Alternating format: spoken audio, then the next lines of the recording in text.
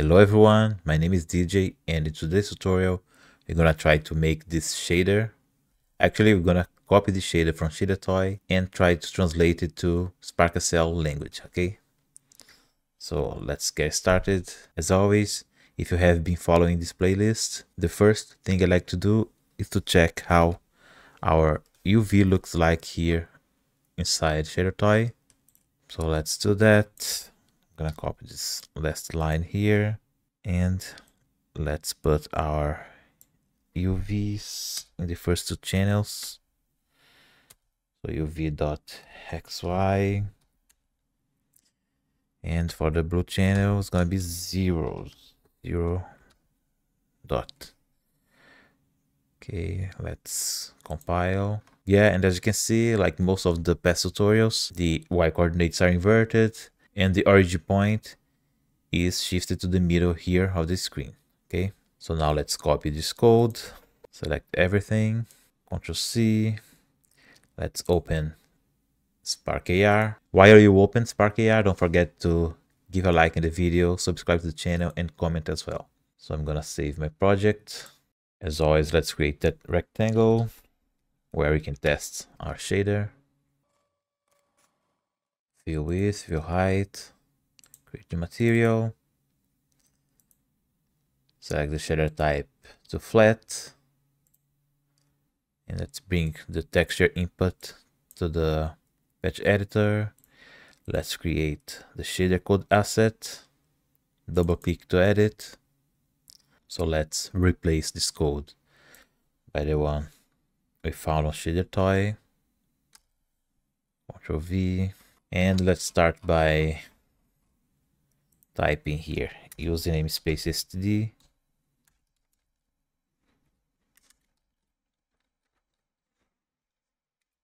I don't think there are any global variables here. I hope not. Let's find where the itime function is being used. Okay, it's being used multiple times, so to select all of them, let's press Ctrl D, Ctrl D. Now we can type get time and open and close parentheses. Now let's go to the main function. Let's find where the eye resolution is being used. Ref eye resolution. So it's being used only in the main function. So let's create here the variable eye resolution. Gonna be equals get render target size, and to get the UVs, as always, let's use the fragment function. Fragment, and inside it put get vertex text chord function. Let's shift our UV, so UV minus equal 0.5. Now let's fix the aspect ratio of our UV depend on the size of the screen, right? So if the eye resolution dot x it's greater than eye resolution dot y, it means that it's a widescreen. The x coordinates of the UV is going to be multiplied by the eye resolution in the x direction divided by the resolution in the y direction.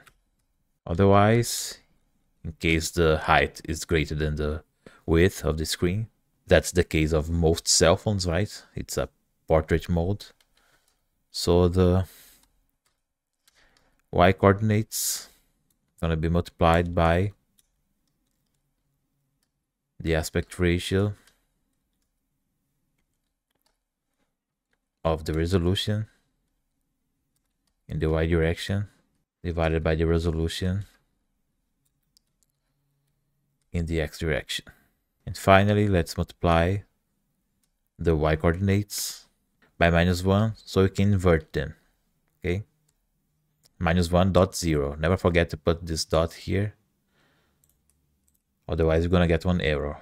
Okay, so what else we need to fix here? Okay, this input here we need to delete. And let's save and see which errors we get. So Ctrl S. Let's check here. Save your project here. And the compilation finished successfully in the first try. So let's drag it here, our shader. And oh my god, this is beautiful. For sure, I'm gonna use this shader in some game project. Look how beautiful this is. And it was really easy to convert this shader toy code to SparkSL, right? Because we've been doing the same steps in all tutorials of this playlist. So it's getting easier and easier to translate the GLSL language to SparkSL. So guys, that's it for today. We finished one more tutorial. I hope you have enjoyed.